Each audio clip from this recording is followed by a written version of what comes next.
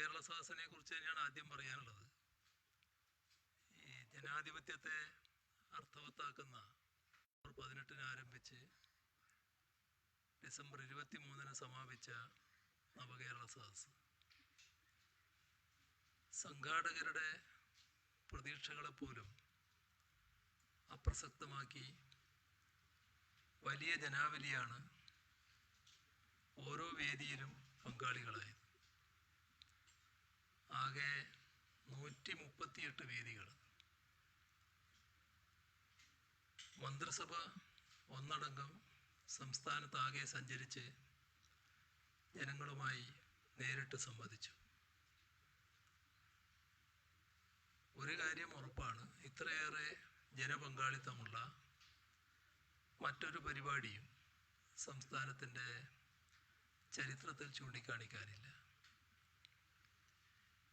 കേരളത്തിൻ്റെ വികസനത്തിനും പുരോഗതിക്കുമായി സർക്കാരിനൊപ്പം ഉണ്ട് എന്ന പ്രഖ്യാപനമായി നവകേരള സദസ്സ് മാറുകയായിരുന്നു. പ്രതിസന്ധികൾ, പ്രശ്നങ്ങൾ, അവയെ അതിജീവിച്ച് സർക്കാർ നടപ്പാക്കുന്ന വികസനക്ഷേമ പദ്ധതികൾ ജനങ്ങളോട് വിശദീകരിക്കുക എന്താണ് ഇതിലുദ്ദേശിച്ചിരുന്ന ഒരു കാര്യം. അതോടൊപ്പം ജനങ്ങളിൽ നിന്ന് നിർദ്ദേശങ്ങളും അഭിപ്രായങ്ങളും സ്വീകരിച്ച് നവകേരളം കെട്ടിപ്പടുക്കാനുള്ള പുതിയ മാർഗം തുറക്കുക എന്നതുകൂടി ഇതിൻ്റെ ലക്ഷ്യമായിരുന്നു. എല്ലാവർക്കും അറിയാവുന്നതുപോലെ താലൂക്ക് തല അദാലത്തുകളിൽ ആരംഭിച്ച് മേഖലാതല യോഗങ്ങളും തീരദേശ വനസൗഹൃദ സദസ്സുകളും ഇതെല്ലാമടക്കം വലിയൊരു പ്രക്രിയയുടെ തുടർച്ചയായാണ് മന്ത്രിസഭയുടെ സംസ്ഥാനതല പര്യടനം നടന്നത്. താലൂക്ക് അദാലത്തുകളിൽ മന്ത്രിമാരായിരുന്നു പങ്കെടുത്തത്. അതിൻ്റെ അവലോകനങ്ങൾ മേഖലാതലത്തിൽ നടത്തിയത് മന്ത്രിസഭയാകെ പങ്കെടുത്തുകൊണ്ടായിരുന്നു. നവകേരള സദസ്സിൽ 6,42,076 നിവേദനങ്ങൾ രജിസ്റ്റർ ചെയ്തിട്ടുണ്ട്. ചില പരാതികൾ ഒന്നിലധികം വകുപ്പുമായി ബന്ധപ്പെട്ടതാണ്. ഇവ അതത് വകുപ്പുകൾക്ക് നടപടിക്കായി പ്രത്യേകം നൽകുമ്പോൾ നടപടിയെടുക്കേണ്ട വിഷയങ്ങളുടെ എണ്ണത്തിൽ ഇനിയും വർധനവുണ്ടാകാം. നിവേദനങ്ങൾ വകുപ്പ് തലത്തിൽ തരംതിരിച്ച് ബന്ധപ്പെട്ട വകുപ്പുകൾക്ക് കൈമാറുകയാണ്. പൊതു സ്വഭാവമുള്ള പരാതികൾ തരംതിരിച്ച് അതിൽ പൊതു തീരുമാനം കൈക്കൊള്ളുകയും ചെയ്യും. നിലവിലുള്ള ചട്ടങ്ങളിലോ ഉത്തരവുകളിലോ മാറ്റങ്ങൾ അനിവാര്യമാണെങ്കിൽ അക്കാര്യവും പരിഗണിക്കുന്നതാണ്. നവകേരള സദസ്സിലെ ഒരു പ്രധാന പരിപാടി പ്രഭാത യോഗങ്ങളായിരുന്നു.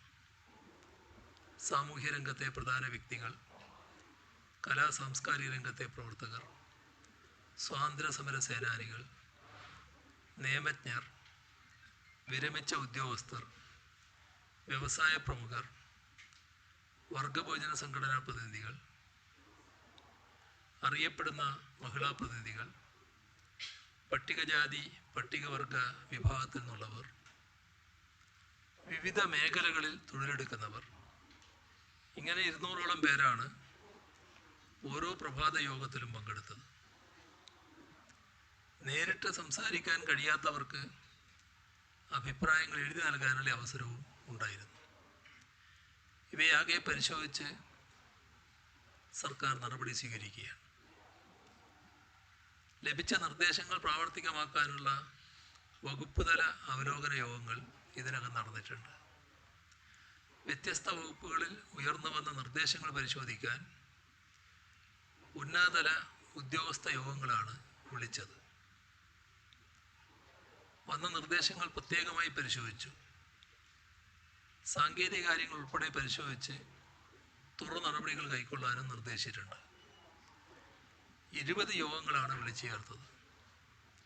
ചീഫ് സെക്രട്ടറിയും വകുപ്പ് സെക്രട്ടറിമാരും വകുപ്പുമായി ബന്ധപ്പെട്ട ഉന്നത ഉദ്യോഗസ്ഥരും ഈ യോഗങ്ങളിൽ പങ്കെടുത്തു. ജനകീയ സംവാദങ്ങളും മുഖാമുഖ ചർച്ചകളും തുടരാനാണ് ഉദ്ദേശിക്കുന്നത്. അതിൻ്റെ ഭാഗമായി തുറന്നുള്ള ദിവസങ്ങളിൽ വ്യത്യസ്ത മേഖലകളെ പ്രതിനിധാനം ചെയ്യുന്നവരെ പ്രത്യേകമായി വിളിച്ചു ചേർക്കും.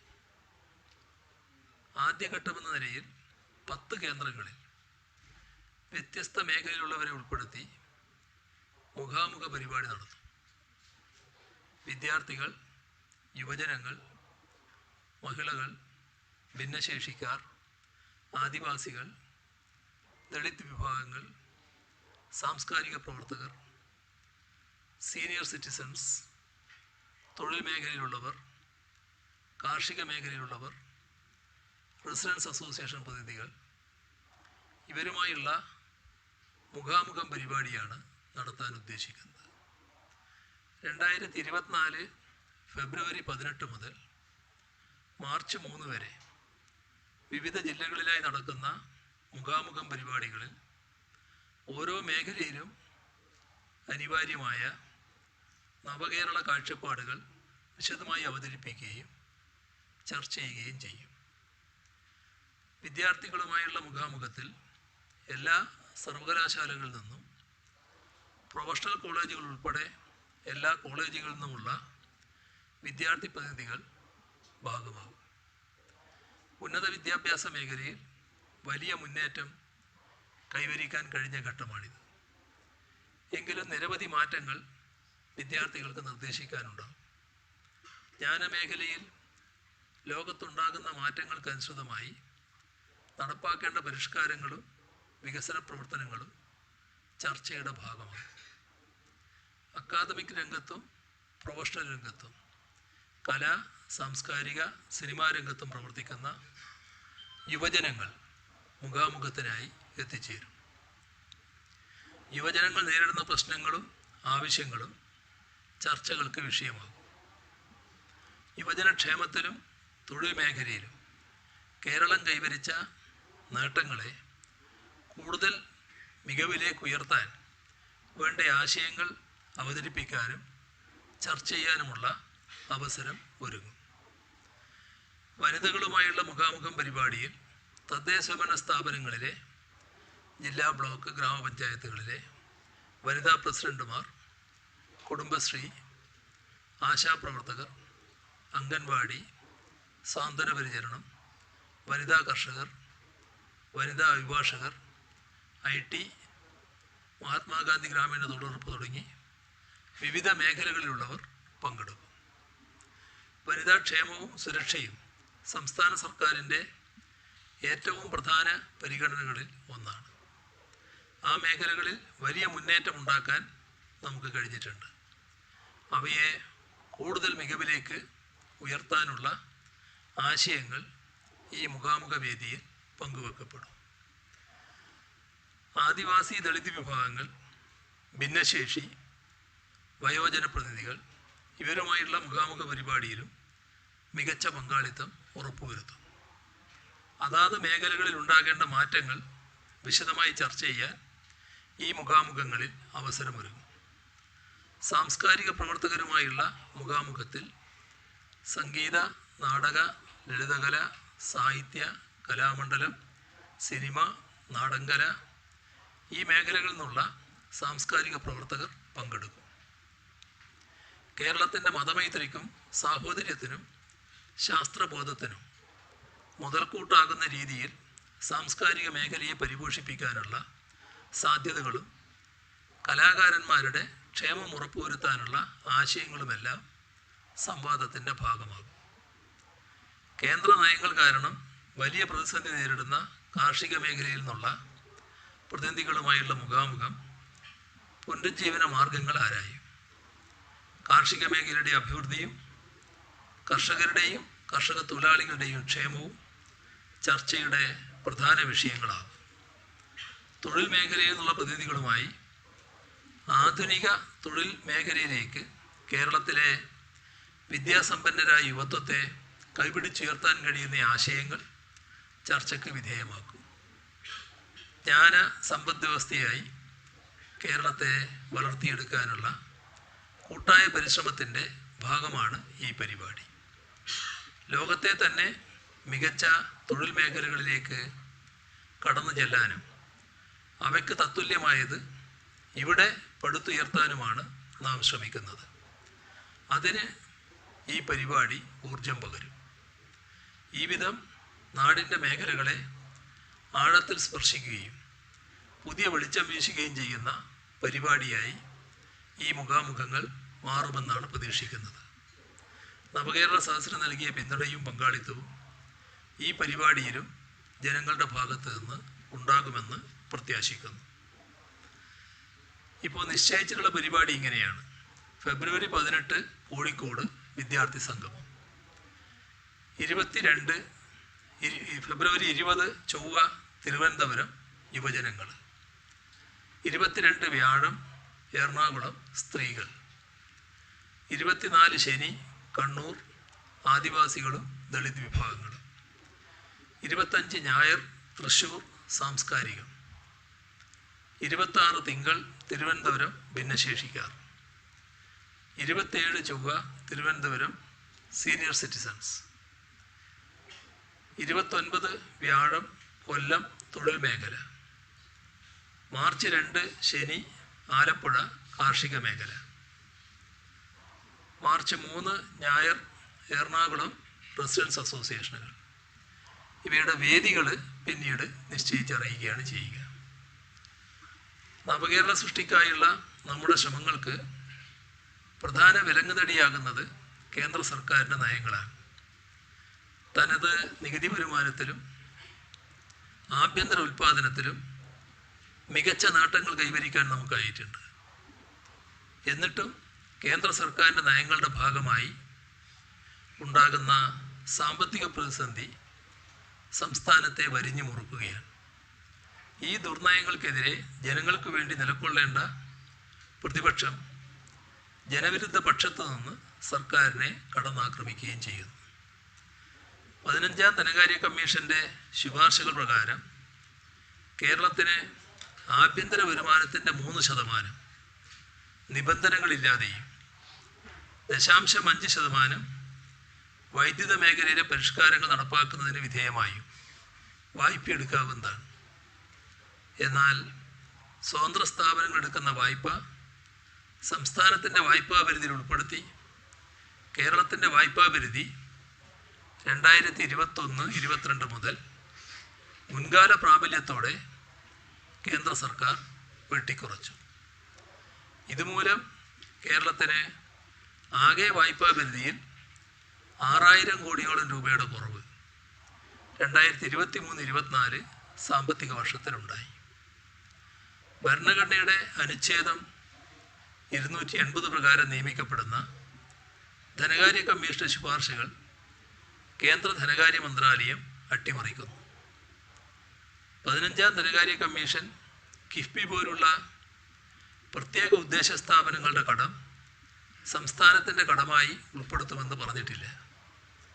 ഭരണഘടനയുടെ ആർട്ടിക്കിൾ 293(3), 293(4) എന്നിവയ്ക്ക് അനുസൃതമായി 2017 ആഗസ്റ്റിന് മുൻപ് നിലനിന്നിരുന്നതുപോലെ പൊതു കണക്കിനത്തിലെ നീക്കിയിരിപ്പും പൊതുമേഖലാ സ്ഥാപനങ്ങളുടെ വായ്പകളും സംസ്ഥാനത്തിൻ്റെ കടമെടുപ്പ് പരിധി നിർണ്ണയിക്കുന്നതിൽ നിന്ന് ഒഴിവാക്കുകയാണ് വേണ്ടത്. എന്നാൽ കേന്ദ്ര ധനകാര്യ മന്ത്രാലയം എക്സിക്യൂട്ടീവ് ഉത്തരവിലൂടെ പ്രത്യേക ഉദ്ദേശ സ്ഥാപനങ്ങൾ അവരുടെ സ്വന്തം നിലക്കെടുക്കുന്ന വായ്പകൾ സംസ്ഥാന സർക്കാരിൻ്റെ പൊതുകടത്തിൻ്റെ ഭാഗമാണെന്ന തെറ്റായ നിലപാടാണ് സ്വീകരിച്ചത്. അതുവഴി സംസ്ഥാനത്തിൻ്റെ കടമെടുപ്പ് പരിധി കുറയ്ക്കുകയാണ് കേന്ദ്രം ചെയ്തത്. ദേശീയപാത 66ൻ്റെ വികസനത്തിനായി ഭൂമി ഏറ്റെടുക്കാൻ 25% തുകയാണ് കേരളത്തോട് ആവശ്യപ്പെട്ടത്.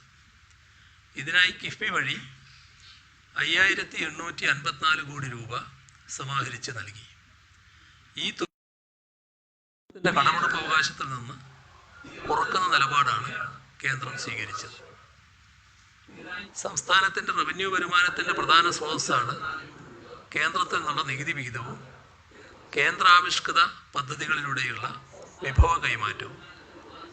സംസ്ഥാനങ്ങൾക്ക് വീതിച്ച് നൽകേണ്ട നികുതി വിഭവങ്ങളുടെ അനുപാതം 14-ാം ധനകാര്യ കമ്മീഷനിൽ 42%. 15-ാം ധനകാര്യ കമ്മീഷൻ്റെ കാലയളവിൽ 41% കുറഞ്ഞു.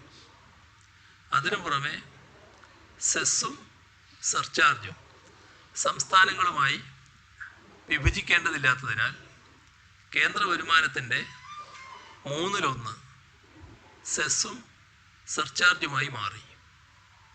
2014-15 ഇത് വെറും 10% മാത്രമായിരുന്നു. അത് കഴിഞ്ഞ വർഷം 28.1%. സംസ്ഥാനങ്ങൾക്ക് വിഭജിക്കേണ്ട നികുതി 50% വർദ്ധിപ്പിക്കണമെന്ന് സംസ്ഥാനം ആവശ്യപ്പെട്ടെങ്കിലും കേന്ദ്രം പരിഗണിച്ചില്ല.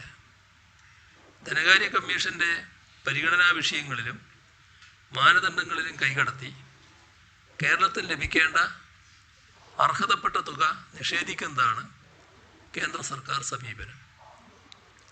BJP സർക്കാർ വന്ന ശേഷം 2011 ജനസംഖ്യ നികുതി വിഭജനത്തിനുള്ള മാനദണ്ഡമായി നിശ്ചയിച്ചു.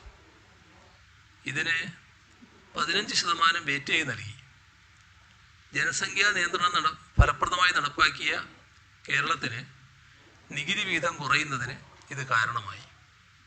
1971 സെൻസസ് അടിസ്ഥാനമാക്കിയാണ് ജനസംഖ്യാപരമായ നേട്ടങ്ങൾക്കുള്ള വെയിറ്റേജ് 30% സംസ്ഥാനം ആവശ്യപ്പെട്ടത്. GST മൂലമുള്ള നികുതി അവകാശ നഷ്ടം പരിഹരിക്കുന്നതിൻ്റെ ഭാഗമായി GSTയിൽ 16% വാർഷിക നികുതി വളർച്ചാ നിരക്ക് ഉറപ്പാക്കുമെന്ന് കേന്ദ്ര സർക്കാർ വാഗ്ദാനം ചെയ്തിരുന്നു. എന്നാൽ GST സമ്പ്രദായം നടപ്പാക്കിയതിലെ പോരായ്മകളും പ്രകൃതി ദുരന്തങ്ങളും കോവിഡും മൂലം ഈ വളർച്ചാ നിരക്ക് ഇതുവരെ ഉണ്ടായിട്ടില്ല.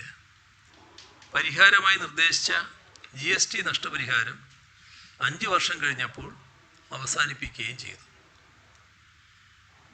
കേന്ദ്രവിഹിതം നാമമാത്രമാണ്. എങ്കിലും കേന്ദ്ര സർക്കാർ ബ്രാൻഡിങ് നിർബന്ധം എന്നാണ് അവസ്ഥ. ലൈഫ് പദ്ധതിയിൽ ഭൂരിഭാഗം ഗുണഭോക്താക്കൾക്ക് തുക പൂർണ്ണമായി നൽകുന്നതും കേന്ദ്ര ധനസഹായമുള്ള ചുരുക്കം വീടുകളിൽ തന്നെ തുകയുടെ സിംഹഭാഗം ചെലവഴിക്കുന്നതും സംസ്ഥാന സർക്കാരാണ്. എന്നാൽ ലൈഫ് പദ്ധതിക്ക് കീഴിൽ വീടുകൾ നിർമ്മിക്കുന്നതിന് കേരളത്തിന് കേന്ദ്ര PMAY പദ്ധതിക്ക് കീഴിൽ ലഭിക്കുന്ന നാമമാത്ര തുക ചൂണ്ടിക്കാട്ടി കേന്ദ്ര സർക്കാർ ബ്രാൻഡിംഗ് നിർബന്ധമാക്കാൻ സമ്മർദ്ദം ചെലുത്തുകയാണ്. ലൈഫ് പദ്ധതിയുടെ ഭാഗമായി നിർമ്മിക്കുന്ന വീടുകൾ ഓരോരുത്തരുടെയും സ്വന്തമാണ്. അതിന്മേൽ മറ്റൊരാൾക്കും അവകാശമില്ല. വീട് നിർമ്മിച്ച ശേഷം അത് ഇന്ന തരത്തിൽ നിർമ്മിക്കപ്പെട്ടതാണ് എന്നും ഇന്നവരുടെ സഹായത്താൽ നിർമ്മിച്ചതാണ് എന്നും എഴുതി വെക്കുന്നത് വീട്ടുടമസ്ഥൻ്റെ ആ കുടുംബത്തിൻ്റെ ആത്മാഭിമാനത്തെ ആക്രമിക്കുന്നതാണ്. അത്തരത്തിൽ ഒരു ലേബലിങ്ങും കേരളത്തിൽ നടത്തുന്നില്ല, ഇനി നടത്താൻ ഉദ്ദേശിക്കുന്നുമില്ല. ആര് നിർബന്ധിച്ചാലും അതിന് സംസ്ഥാന സർക്കാർ തയ്യാറാവുകയുമില്ല. ലൈഫ് ഭവന പദ്ധതിയുടെ ഭാഗമായി 22/1/2024 വരെ 3,71,934 വീടുകൾ നിർമ്മിച്ചിട്ടുണ്ട്. ഇതിൽ 32,751 വീടുകൾക്ക് മാത്രമാണ് PMAY ഗ്രാമീണിൻ്റെ ഭാഗമായ 72,000 രൂപ സഹായം ലഭിച്ചത്. 72,000 രൂപയാണ് സഹായം. ബാക്കി 4 ലക്ഷത്തിലുള്ള തുക സംസ്ഥാന സർക്കാരിൻ്റെതാണ്. PMAY അർബൻ്റെ ഭാഗമായി 80,259 വീടുകൾക്ക് 1,50,000 രൂപ കേന്ദ്രം നൽകുന്നു. 1,50,000 രൂപ കഴിച്ചുള്ള 4 ലക്ഷത്തിൻ്റെ ബാക്കി സംസ്ഥാന സർക്കാരാണ് നൽകുന്നത്. ഇതിൽ 2 പദ്ധതികളിലെയും ഗുണഭോക്താക്കൾക്ക് ബാക്കി സംഖ്യ കൂട്ടി 4 ലക്ഷം രൂപ തികച്ചു നൽകുന്നത് സംസ്ഥാന സർക്കാരാണ്. എല്ലാം ചേർത്താലും ആകെ 1,13,010 വീടുകൾക്ക് 30.38% മാത്രമാണ് നാമമാത്രമായ കേന്ദ്ര സഹായം ലഭിച്ചിട്ടുള്ളത്. ബാക്കി 2,58,924 വീടുകളും പൂർണ്ണമായി സംസ്ഥാന സർക്കാരിൻ്റെയും തദ്ദേശ സ്ഥാപനങ്ങളുടെയും ചെലവിലാണ് നിർമ്മിച്ചത്. ഇപ്പോൾ ലൈഫ് പദ്ധതി കീഴിൽ നിർമ്മിക്കുന്ന ഈ വീടുകളിൽ കേന്ദ്ര പദ്ധതിയുടെ പേര് പ്രദർശിപ്പിക്കണം. അല്ലാത്ത പക്ഷം കേന്ദ്രം നൽകുന്ന ചെറിയ കേന്ദ്ര വിഹിതം പോലും അനുവദിക്കില്ലെന്ന് കേന്ദ്ര ധനമന്ത്രാലയം നിലപാട് എടുത്തിരിക്കുകയാണ്. ഇത് അനുവദിക്കുന്ന പ്രശ്നമില്ല. 15ാം ധനകാര്യ കമ്മീഷൻ ശുപാർശ ചെയ്ത പ്രകാരമുള്ള 2022-23 നഗര തദ്ദേശ സ്വയംഭരണ ഗ്രാൻഡ് ഇനത്തിൽ 51,55,00,000 രൂപയും ഹെൽത്ത് ഗ്രാൻഡ് ഇനത്തിൽ 137,17,00,000 രൂപയും കുടിശ്ശികയാണ്. അതുപോലെ തദ്ദേശ സ്ഥാപനങ്ങൾക്കുള്ള 630,34,00,000 രൂപ പെർഫോമൻസ് ഗ്രാൻഡ് അനുവദിച്ചിട്ടില്ല. 2018-19, 2019-20 വർഷത്തേക്ക് 14ാം ധനകാര്യ കമ്മീഷൻ തദ്ദേശ സ്ഥാപനങ്ങൾക്കുള്ള പെർഫോമൻസ് ഗ്രാൻഡായി ശുപാർശ ചെയ്തിരുന്ന 660,34,00,000 രൂപയും കേന്ദ്രം അനുവദിച്ചിട്ടില്ല. സ്കൂൾ ഉച്ചഭക്ഷണ പരിപാടിയിലെ കേന്ദ്ര വിഹിതം 2023-24 വർഷം ഉച്ചഭക്ഷണ പരിപാടി നടത്തിയതിൻ്റെ ഭാഗമായി 54 കോടി രൂപ കേന്ദ്ര ഗ്രാൻഡ് ലഭിക്കാനുണ്ട്. അധിക വിഹിതം ഉൾപ്പെടെ പ്രതിവർഷം ശരാശരി 16 ലക്ഷം ടൺ ഭക്ഷ്യധാന്യം അനുവദിച്ചിരുന്നത് ഭക്ഷ്യഭദ്രതാ നിയമം നടപ്പാക്കിയതിന് ശേഷം 14.25 ടണ്ണാക്കി കുറച്ചിരിക്കുകയാണ്. ഭരണഘടനാപരമായി തന്നെ നമ്മുടെ രാജ്യത്ത് ചെലവ് ബാധ്യതകൾ കേന്ദ്ര സർക്കാരിനേക്കാൾ കൂടുതൽ സംസ്ഥാനങ്ങൾക്കാണ്. 15ാം ധനകാര്യ കമ്മീഷൻ്റെ റിപ്പോർട്ട് പ്രകാരം രാജ്യത്തെ ആകെ പൊതുചെലവിൻ്റെ 62.4% വഹിക്കുന്നത് സംസ്ഥാനങ്ങളാണ്. എന്ന് പറഞ്ഞാൽ വെറും 37.6% മാത്രമാണ് കേന്ദ്രം വഹിക്കുന്നത്. രാജ്യത്തിൻ്റെ ആകെ വരുമാനത്തിൻ്റെ 62.2% കേന്ദ്രം കൈയടക്കി വച്ചിരിക്കുകയാണ്. കോളേജ് അധ്യാപകർക്ക് UGC നിരക്കിൽ ശമ്പള പരിഷ്കരണം നടപ്പിലാക്കിയതിൻ്റെ ഭാഗമായി കേന്ദ്ര സർക്കാരിൽ നിന്ന് ലഭിക്കേണ്ട 750 കോടി രൂപയുടെ ഗ്രാൻഡ് ലഭിച്ചിട്ടില്ല. നെല്ല് സംഭരണത്തിനുള്ള 792 കോടി രൂപയും ഭക്ഷ്യസുരക്ഷാ നിയമം നടപ്പാക്കിയതിൻ്റെ ഭാഗമായി ലഭിക്കാനുള്ള 61 കോടി രൂപയും ഇതുവരെ ലഭിച്ചിട്ടില്ല. 5 വർഷത്തെ ആസൂത്രണത്തോടെയാണ് സംസ്ഥാനം അതിൻ്റെ ഫിസ്ക്കൽ പോളിസി ഉണ്ടാക്കുന്നത്. പെട്ടെന്ന് വെട്ടിക്കുറക്കൽ ഉണ്ടാക്കുന്നത് സംസ്ഥാനത്ത് ധനഞെരുക്കം ഉണ്ടാക്കും. കേരളത്തിൽ സംഭവിച്ചത് ഇതാണ്. ഈ ധനഞെരുക്കം കേന്ദ്ര സർക്കാർ നിലപാട് മൂലമാണ് ഉണ്ടായിട്ടുള്ളത്. വലിയ ധനകാര്യ ചെലവുകളോടെ കേരളം പടുത്തുയർത്തിയ നമ്മുടെ ആരോഗ്യ വിദ്യാഭ്യാസ മേഖലയിലെ നേട്ടങ്ങൾ സംസ്ഥാനത്തിൻ്റെ നികുതി വിഹിതം വെട്ടിക്കുറക്കാനുള്ള കാരണമാക്കുകയാണ്. കേരളത്തെ ശ്വാസം മുട്ടിക്കുന്ന ഈ നിലപാടിനെതിരെ ശക്തമായ പ്രതിഷേധമുയർത്താതെ മറ്റു നിവൃത്തിയില്ല എന്ന നിലയാണ് വന്നിരിക്കുന്നത്. ഈ ഒരു പശ്ചാത്തലത്തിലാണ്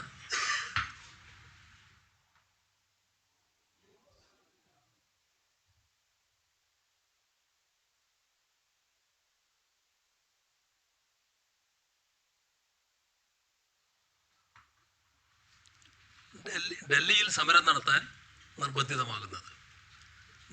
നിലവിലുള്ള പ്രശ്നങ്ങളും സംസ്ഥാനം അഭിമുഖീകരിക്കുന്ന പ്രതിസന്ധിയും നവകേരള സദസ്സിൽ സജീവമായി ചർച്ച ചെയ്തിരുന്നു.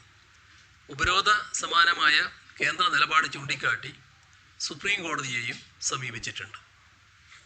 ഭരണഘടനാ മൂല്യങ്ങളെ വെല്ലുവിളിച്ച് ഫെഡറൽ തത്വങ്ങളെ ഇല്ലായ്മ ചെയ്യാൻ കേന്ദ്ര സർക്കാർ നടത്തുന്ന ശ്രമങ്ങൾക്കെതിരെ യോജിച്ച സ്വരം ഉയരേണ്ട സമയം അതിക്രമിച്ചിരിക്കുന്നു. രാജ്യ തലസ്ഥാനത്ത് ഫെബ്രുവരി 8-നാണ് സമരം സംഘടിപ്പിക്കുന്നത്. അന്നേ ദിവസം രാവിലെ 11 മണിക്ക് മന്ത്രിമാർ, MLA-മാർ, MP-മാർ, സമൂഹത്തിൻ്റെ വിവിധ തുറകളിലുള്ള പ്രതിനിധികൾ തുടങ്ങി നിരവധി ആളുകൾ ജന്തർ മന്ദറിൽ നടക്കുന്ന സമരത്തിൽ അണിചേരും.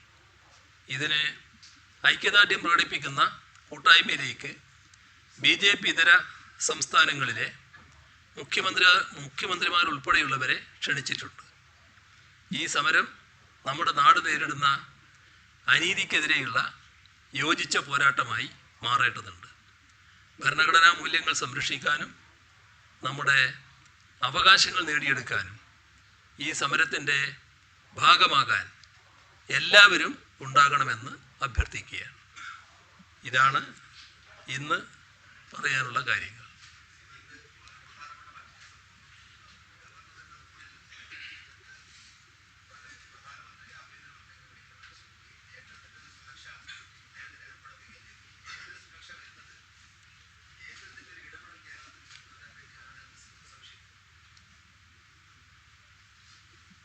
ഗവർണർക്ക് എന്താണ് സംഭവിച്ചിട്ടുള്ളത് എന്ന് എനിക്ക് പറയാൻ കഴിയുന്ന കാര്യമല്ല. അദ്ദേഹം ഒരു പ്രത്യേക നിലപാടാണ് സ്വീകരിച്ചു പോകുന്നത്. അത് പ്രത്യേകമായ രീതിയിൽ തന്നെ കാര്യങ്ങൾ അദ്ദേഹം നടത്തിപ്പോവുകയാണ്. അതിൻ്റെ ഭാഗമായി കുറേ ചോദ്യങ്ങൾ ഉണ്ടാകും തോന്നുന്നല്ലേ. എല്ലാം കൂടി ഒന്നിച്ച് പറയുന്നല്ലേ നല്ലത്. ഇനി എന്തെങ്കിലും ചോദ്യം ഉണ്ടോ ഇതിൻ്റെ ഭാഗമായിട്ട് ആർക്കെങ്കിലും ചോദിക്കാൻ?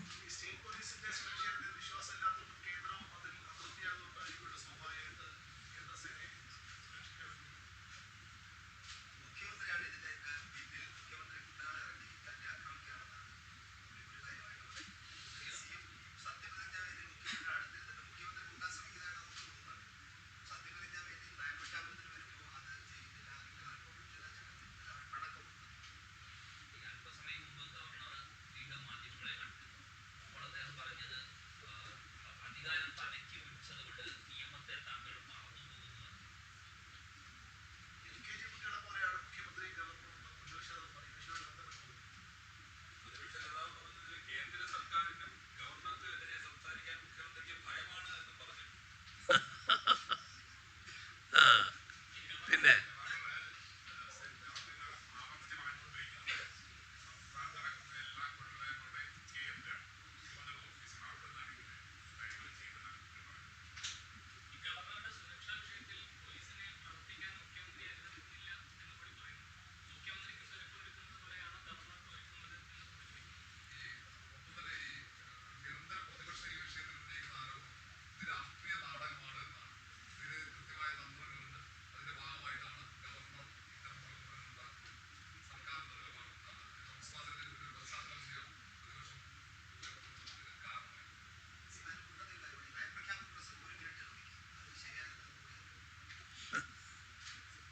ഇതിനു വേണ്ടി പ്രത്യേക പത്രസമ്മേളനത്തിന് വേണ്ടി വരുന്ന ലക്ഷണമാണുള്ളത്. ഇതിൽ ആദ്യം നമ്മൾ കാണേണ്ടത് ഈ അധികാര സ്ഥാനത്തിരിക്കുന്നവരാരായാലും അവർക്ക് നേരെ വ്യത്യസ്തമായ രീതിയിലുള്ള ചില പ്രതിഷേധ സ്വരങ്ങൾ ഉയർന്നേക്കാം.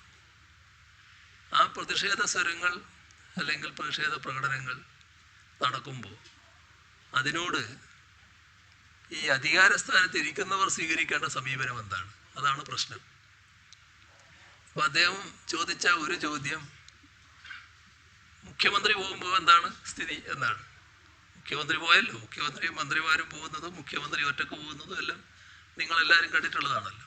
കുറേ കാലമായിട്ട് ഈ മുഖ്യമന്ത്രിയായതിനു ശേഷം ഉള്ള അവസ്ഥ നോക്കിയാൽ ചില ഘട്ടത്തിൽ പ്രതിഷേധങ്ങൾ വന്നിട്ടില്ലേ, വിവിധ രീതിയിലുള്ള പ്രതിഷേധങ്ങൾ വന്നിട്ടില്ലേ. ആ പ്രതിഷേധങ്ങൾ വരുന്ന ഏതെങ്കിലും ഒരു സ്ഥലത്ത് അവിടെ നിന്ന് എന്താണ് ഈ പ്രതിഷേധക്കാരെ പോലീസ് ചെയ്യുന്നത് എന്ന് നോക്കാൻ ഞാൻ ശ്രമിച്ചിട്ടുണ്ട്. എൻ്റെ കാര്യം വിട്ടുകളി, ഈ കേരളത്തിലോ രാജ്യത്തോ ഏതെങ്കിലും ഒരാൾ, ഈ അധികാരസ്ഥാനത്തിൻ്റെ ഭാഗമായിട്ടുള്ള ഒരാൾ അങ്ങനെ ശ്രമിച്ചിട്ടുണ്ടോ? അങ്ങനെയൊരു അനുഭവം നമ്മുടെ മുന്നിലുണ്ടോ?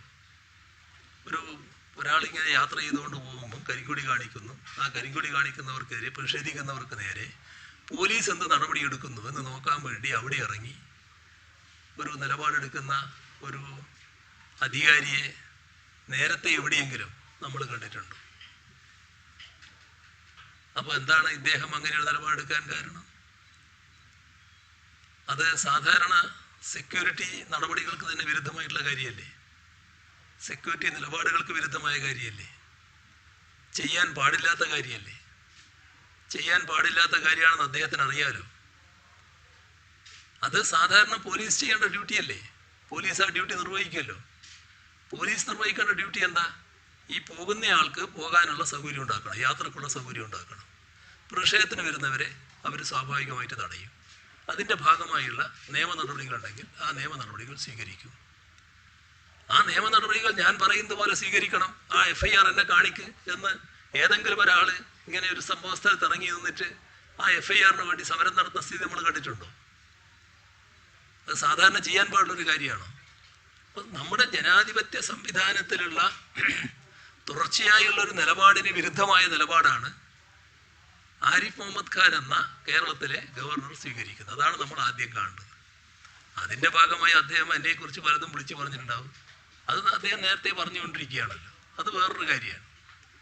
ഇവിടെ നേരത്തെ തന്നെ അദ്ദേഹം എടുത്തൊരു നിലപാടുണ്ട്. അത് ഈ കോഴിക്കോട് എന്ന് പറഞ്ഞല്ലോ, നിങ്ങൾ എൻ്റെ കൂടെ വരണ്ട. ആര്? പോലീസ്.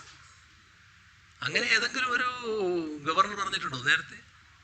എവിടെയെങ്കിലും അങ്ങനെ ഒരു നിലപാടെടുത്തിട്ടുണ്ടോ? എന്നിട്ട് നമ്മുടെ മിഠായി തെരുവിൽ പോയി ഇറങ്ങി നടക്കുകയല്ലേ? അതെന്താണ്? ആ സ്വീകരിച്ച നിലപാടിൻ്റെ അർത്ഥം എന്താണ്? ഇപ്പോൾ അദ്ദേഹം ആവശ്യപ്പെട്ടിട്ടാണോ കേന്ദ്ര ഗവൺമെൻറ് പ്രത്യേകമായിട്ട് നിലപാടെടുത്തതാണോ എന്നറിയില്ല, ഈ സുരക്ഷ CRPFന് കൈമാറി എന്നാണ് പറയുന്നത്. അത് വളരെ വിചിത്രമായൊരു കാര്യമാണ്. ഈ സ്റ്റേറ്റിൻ്റെ തലവനാണല്ലോ അദ്ദേഹം. സ്റ്റേറ്റിൻ്റെ തലവൻ എന്ന നിലക്ക് ഏറ്റവും കൂടുതൽ സുരക്ഷ ലഭിക്കുന്ന സ്ഥാനത്താണ് അദ്ദേഹം ഇരിക്കുന്നത്. ആ സുരക്ഷ വേണ്ട എന്നാണ് പറഞ്ഞത്. ഇപ്പം ഏത് സുരക്ഷയിലേക്കാണ് അദ്ദേഹം പോകുന്നത്? നമ്മുടെ കേരളത്തിൽ ഇപ്പം തന്നെ ചിലർക്ക് കേന്ദ്ര സുരക്ഷയുണ്ട്. അത് ഒന്ന് കൊടുങ്ങല്ലൂരിലെ സുന്ദരൻ ഗോവിന്ദൻ, ആലുവയിലെ സുജിത്ത്, ആലങ്ങാട്ടെ സുധി, ആലുവയിലെ രാമേന്ദ്രൻ, കൊടുങ്ങല്ലൂരിലെ സജീവൻ, ഇവരെല്ലാം RSS പ്രവർത്തകരാണ്. ആ പട്ടികയിൽ ആരിഫ് മുഹമ്മദ് ഖാനും പെട്ടിരിക്കുന്നു.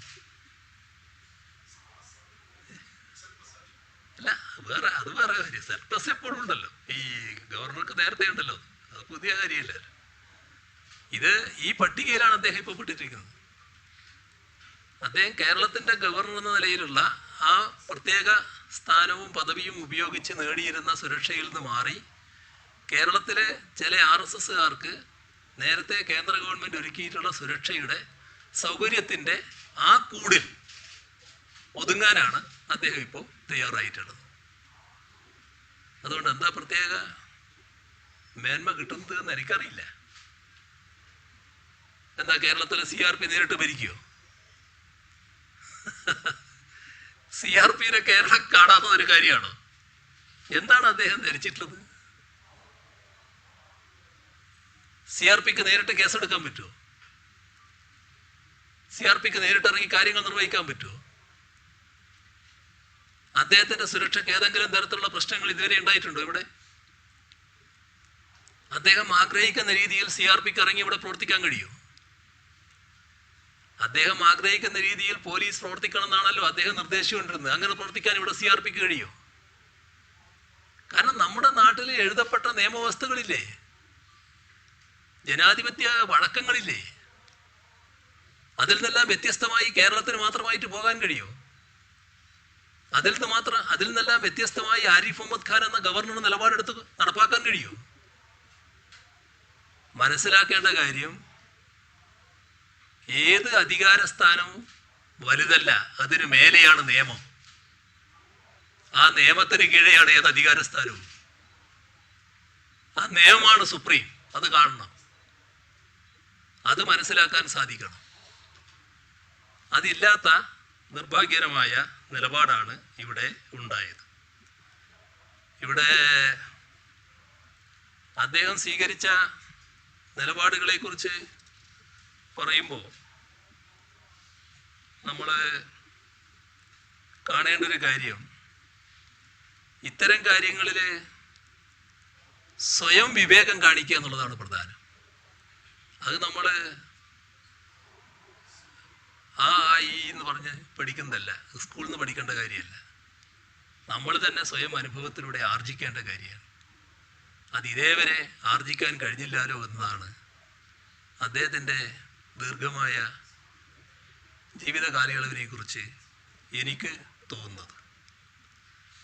ഉന്നത സ്ഥാനങ്ങളിലിരിക്കുന്ന ആരായാലും ജനാധിപത്യ മര്യാദ, പക്വത, വിവേകം ഇതെല്ലാം കാണിക്കണമെന്നാണ് നാം എല്ലാവരും കരുതുന്നത്.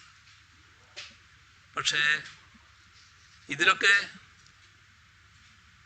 ഇതിലെല്ലാറ്റിലുമോ അല്ലെങ്കിൽ ഏതെങ്കിലും ചിലതിനോ കുറവുണ്ടായിട്ടുണ്ടോ എന്ന് അദ്ദേഹം തന്നെ പരിശോധിക്കുന്നത് നല്ലതാണ്. ആരോഗ്യം നല്ല ഫിറ്റാണെന്ന് അദ്ദേഹം പറഞ്ഞതായിട്ട് കണ്ടു. അതിൽ വലിയ സംശയം ആർക്കും ഉണ്ടാവില്ല. പക്ഷെ എന്തെങ്കിലും ആരോഗ്യ പ്രശ്നം ഉണ്ടോ എന്നുള്ളതും പരിശോധിക്കുന്നത് നല്ലതാണ്. പലതരത്തിലുള്ള ആരോഗ്യ പ്രശ്നങ്ങളുണ്ടല്ലോ. അതിൽ ഏതെങ്കിലും തരത്തിലുള്ള പ്രശ്നങ്ങൾ അദ്ദേഹത്തെ ബാധിച്ചിട്ടുണ്ടോ എന്നതും പരിശോധിക്കുന്നത് ഈ ഘട്ടത്തിൽ നല്ലതാണെന്നാണ് തോന്നുന്നത്. പ്രതിഷേധക്കാർ ബാനർ കെട്ടുന്നു.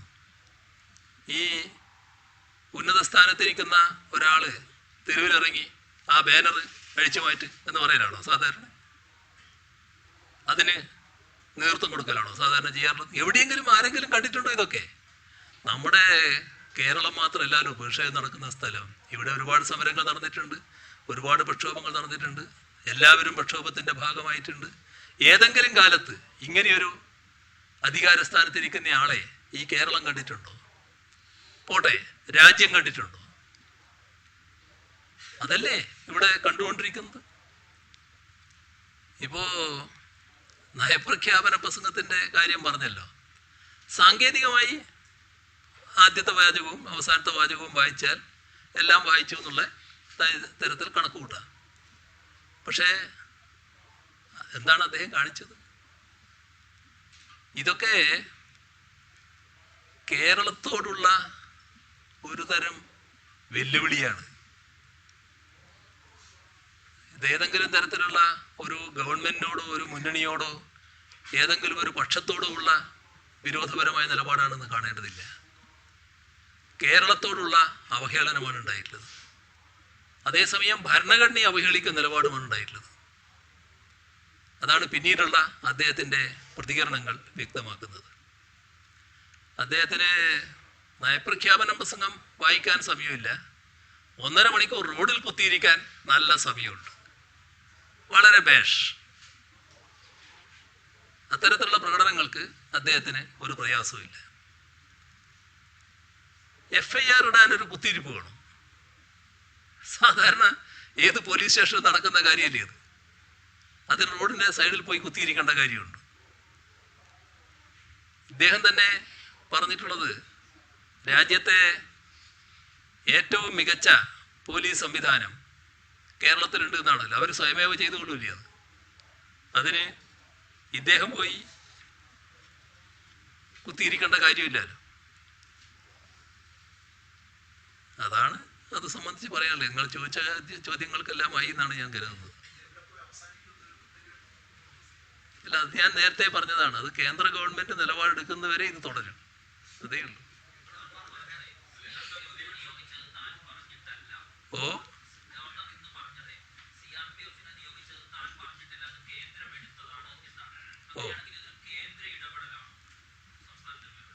സംസ്ഥാനത്തിന്റെ കാര്യത്തിലുള്ള കേന്ദ്ര ഇടപെടലായിട്ട് ഇതുവരെ വന്നിട്ടില്ല.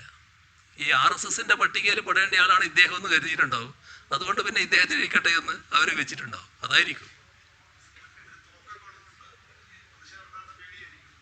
ഞാൻ പറഞ്ഞില്ലേ, ഞാൻ ആ ഭാഗത്തേക്ക് ഇപ്പൊ പോകാതിരിക്കുകയാണ്. അത് എൻ്റെ ചുമതലയല്ല, ഇപ്പോഴത്തെ ചുമതലയല്ല എന്നുള്ളത് കൊണ്ട് ഞാൻ പറയാതിരിക്കുന്നതാണ്. ഈ കേന്ദ്രവും സംസ്ഥാനവും എല്ലാം ഒരേ കൂട്ടൽ കളിക്കുന്ന കാലത്ത് കേരളത്തിന്റെ പല മേഖലയെയും നേരിടാൻ വേണ്ടി CRPFനെ ഇവിടെ ഇറക്കിയിരുന്നു. ആ കാലമൊന്നും നമ്മൾ മറന്നിട്ടില്ലല്ലോ. അതുകൊണ്ടൊന്നും കേരളം വല്ലാതെ തകർന്നു പോയിട്ടില്ലല്ലോ. അതിനൊക്കെ പരിധിയുണ്ട്, പരിമിതിയുണ്ട്. അതാണ് ഞാൻ നേരത്തെ സൂചിപ്പിച്ചത്.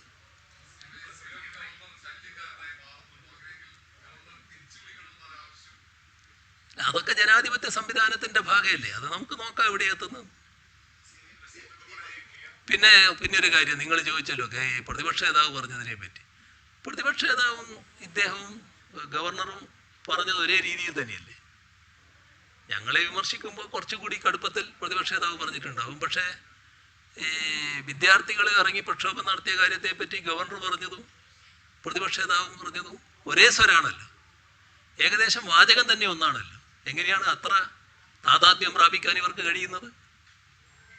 അതൊരു ആശ്ചര്യകരമായ കാര്യമാണ്.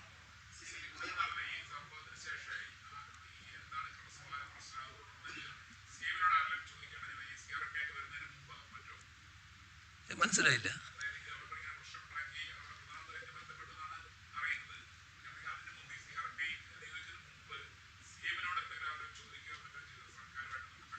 ഇത് കേന്ദ്ര സർക്കാരിന്റെ ഭാഗത്ത് നിന്ന് അന്വേഷണം ഉണ്ടായോ? ഇല്ല ഇല്ല ഇല്ല ഇല്ല, അങ്ങനെ എൻ്റെ ശ്രദ്ധയിൽപ്പെട്ടിടത്തോളൊന്നുമില്ല.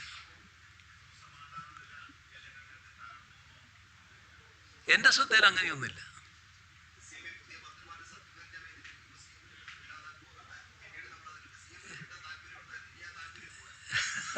എല്ലാവരും മനുഷ്യരല്ലേ, മനുഷ്യരുടേതായ രീതികൾ കാണൂല്ലേ പലപ്പോഴും.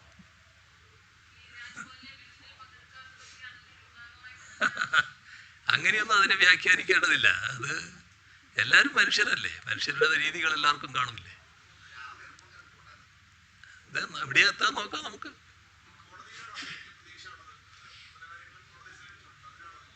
അല്ല, നിയമമാണ്. ഞാൻ നേരത്തെ പറഞ്ഞല്ലോ, എല്ലാറ്റിനും മേലെ സുപ്രീം നിയമമാണെന്ന് ഞാൻ പറഞ്ഞല്ലോ. അത് നിയമസംഹിതയോടുള്ള വിശ്വാസം നമുക്ക് ആർക്കും തകർന്നിട്ടില്ലല്ലോ. അത് എപ്പോഴും നമ്മളെല്ലാവരും കാത്തു സൂക്ഷിക്കുന്നുണ്ടല്ലോ. ഇതുപോലുള്ള ചില കാര്യങ്ങൾ നടക്കുമ്പോൾ കേന്ദ്ര ഗവൺമെൻറ് നമ്മളോട് വല്ലാത്തൊരു നിലപാട് സ്വീകരിക്കുമ്പോൾ സ്വാഭാവികമായി നമ്മൾ സുപ്രീം കോടതിയെ സമീപിക്കാൻ നിർബന്ധമാവുകയാണ്. ഇത് ഒരു നിസ്സാര പ്രശ്നമല്ല, ഫെഡറൽ തത്വങ്ങളുടെ ലംഘനമാണ് ഉണ്ടായിട്ടുള്ളത്. അപ്പോൾ ആ ലംഘനം ഒരു സംസ്ഥാനത്തെ മാത്രം ബാധിക്കുന്ന കാര്യമല്ല, കേന്ദ്രം എങ്ങനെ നിലപാടുകൾ എടുക്കണമെന്നുള്ളതാണ്. അത് ബഹുമാനപ്പെട്ട സുപ്രീം കോടതിയും ഗൗരവമായി കണ്ടു എന്നാണ് തോന്നുന്നത്. അത് നോക്കാം നമുക്ക് എവിടെയാണെന്ന്.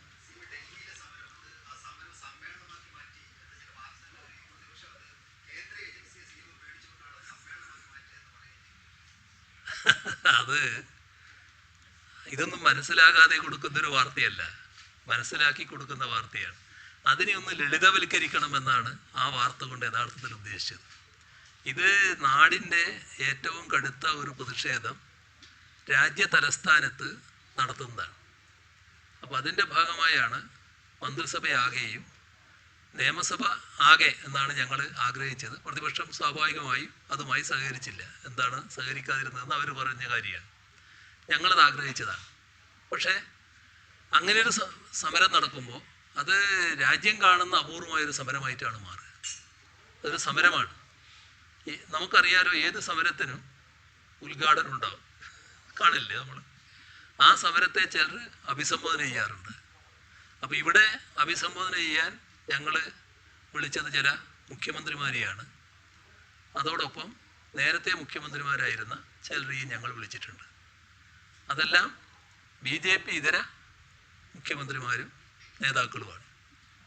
ആ കൂട്ടത്തിൽ ഞങ്ങൾ ക്ഷണിച്ച കൊടുത്ത് നിങ്ങൾ കാണേണ്ടത് കോൺഗ്രസ് നേതാവ് ഖാർഗെയുണ്ട്. ഇപ്പോൾ സ്വീകരിച്ച നിലപാട് കാരണം അദ്ദേഹത്തെ ഇനി വരില്ല. അപ്പം ഇതൊന്നും സമ്മേളനത്തിൻ്റെ ഭാഗമല്ല, അതൊക്കെ സമരത്തിൻ്റെ ഭാഗമാണെന്ന് അറിയാത്തവരല്ല ഈ വാർത്ത കൊടുത്തത്. സമരം എന്താണെന്ന് കാണാത്തവരല്ലല്ലോ അവർ. നമ്മുടെ കേരളത്തിലോ രാജ്യത്തോ എത്രയോ സമരങ്ങൾ നടക്കുന്നു, അതിനെ പലരും അഭിസംബോധന ചെയ്യാറില്ലേ. അപ്പോൾ അത് ലളിതവൽക്കരിക്കാൻ വേണ്ടി കൊടുത്ത വാർത്ത എന്ന് മാത്രമേ അതിനെ കാണേണ്ടതായിട്ടുള്ളൂ.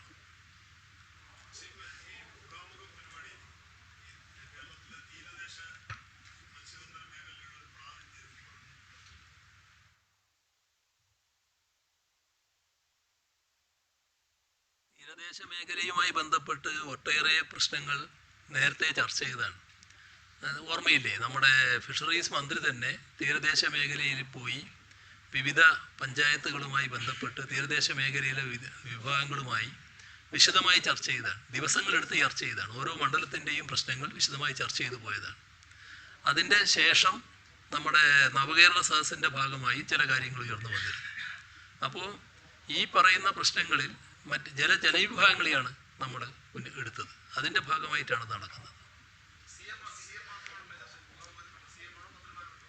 മന്ത്രിമാർ കൂടി ഉണ്ടാവും. മന്ത്രിസഭ ആകെയല്ല, ബന്ധപ്പെട്ട മന്ത്രിമാർ കൂടി ഉണ്ടാവും.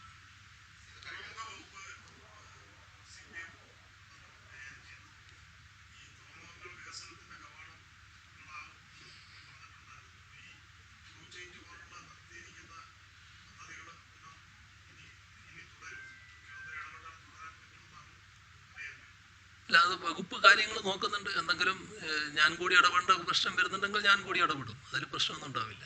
നമ്മുടെ നാടിൻ്റെ വികസനത്തിന് എന്തെങ്കിലും ഇടപെടൽ പ്രത്യേകമായി വേണ്ടി വരുന്നുണ്ടെങ്കിൽ നിർബന്ധമായി നടത്തുമല്ലോ. അതിനൊരു തടസ്സം ഉണ്ടാവില്ല.